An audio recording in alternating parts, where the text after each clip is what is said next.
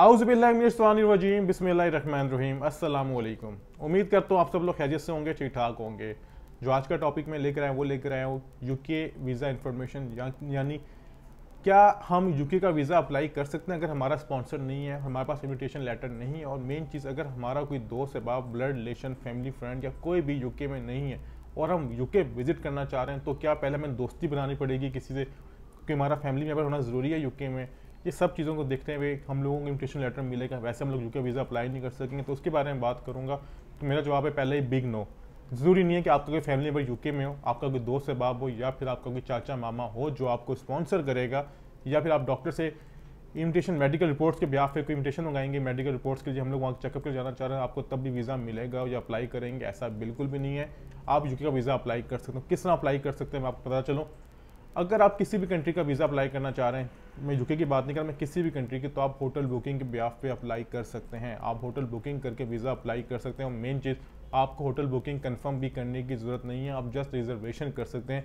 Reservation से ये होता है कि आपका वहाँ पर डाटा पहुँच जाता है, आप फिर फ़ोन कैंसिल कर वाले कि हम लोग वहाँ पर आना चाह रहे हैं। काफ़ी कंसल्टेंट्स कहते हैं जी कि आप होटल बुकिंग कंफर्म होगी तो आपका वीज़ा होगा। ज़रूरी है कि आपको स्पॉन्सर हो, स्पॉन्सर के लिए भी वो पैसे ठीक ठाक क्लाइंट से निचोड़ लेते हैं।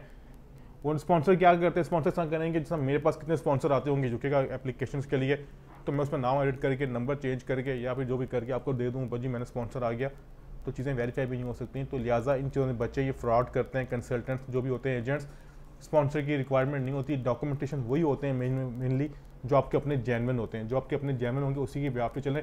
आपको पता है यूके एक वाहिद कंट्री का आपकी डॉक्यूमेंटेशन के फॉल्स साबित हो जाए, फेक, तो वो आपको 10 ईयर्स का बैन लगा सकता है, 320 लगा सकता है। ये आप ध्यान में रखिएगा। बहरहाल आगे बात करने से पहले मैं यहाँ पर एक दो बातें करना चाहूँगा कि एक तो हमारे भाई हैं, क्लाइंट हैं, अली रज़ा साहब फैसलाबाद से, कल हमें स्वीट भिजवाई, उनका बहुत बहुत शुक्रिया, उनका हमारे एतमाद का। और कल हमारे जो ऑफिस के हमारे पुराने साथी थे, अवैस साहब, अवैस अमीन साहब, दो अपना कहीं शिफ्ट हो गए, उन हमारे जॉब नहीं कर रहे।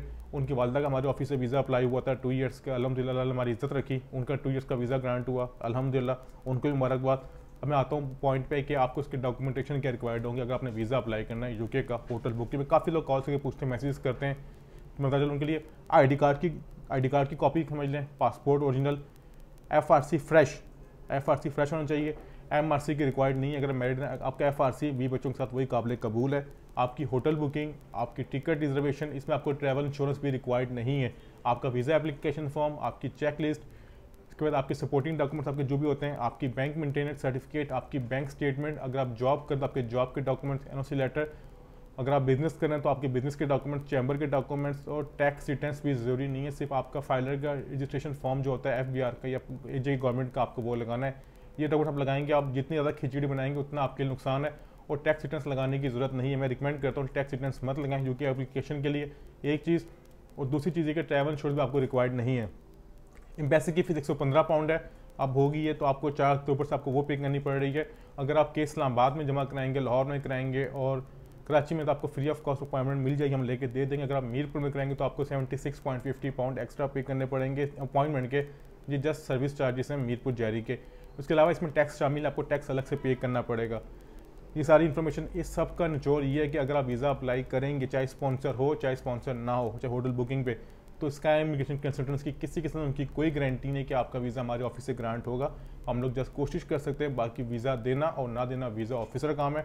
और एक बात काफ़ी लोग ये भी पूछते हैं जी कि जब वीज़ा आपका रिफ्यूज़ हो जाता है तो उस पर लिखा होता है एंड पे no right of appeal, no right of administrative review, क्या अपील कर सकते हैं? जी आप बिल्कुल कर सकते हैं। हमारे ऑफिस में जितने वीज़े ग्रांट होते हैं अल्हम्दुलिल्लाह अपील्स पे होते हैं, अल्हम्दुलिल्लाह जो भी होता है। फ्रेश एप्लीकेशन तो अलग बात कर रहा हूँ, अपील्स की बात करता हूँ। अगर वीज़ा के ग्रांट होता है तो उसका भी रिफ्यूज़ल सेम टू सेम होता है। आप जिसको भी उठा के देखेंगे रिफ्यूज़ल, तो सब पे उन्होंने बॉटम पे एक कॉपी पेस्ट किया होता है कि ये फ़लाँ राइट ऑफ अपील नहीं है, लेकिन आप इसकी अपील कर सकते हैं। इसका आंसर 14 डेज़ में आता है, 14 दिनों में आता है, और उसके वीज़ा के चांसेस भी बहुत ज़्यादा होते हैं। और मैं रिकमेंड करता हूँ फ्रेश एप्लीकेशन से बेहतर है अपील। उसकी वजह ये है कि क्या गारंटी है अगर आपका वीज़ा फ्रेश एप्लीकेशन पे हो जाएगा, आप अपील करेंगे तो उन्हें बताएंगे इन्होंने जिस पॉइंट पे वीज़ा रिफ्यूज़ किया उसको क्लियर करके आपके वीज़े के चांसेस ज़्यादा से ज़्यादा होंगे। आपको फिर पता चलूँ कि स्काई इमिग्रेशन कंसल्टेंट्स किसी किस्म का डन बेस पर कोई काम नहीं करता, ना तो स्टडी वीज़ा डील करते हैं, ना तो वर्क वीज़ा।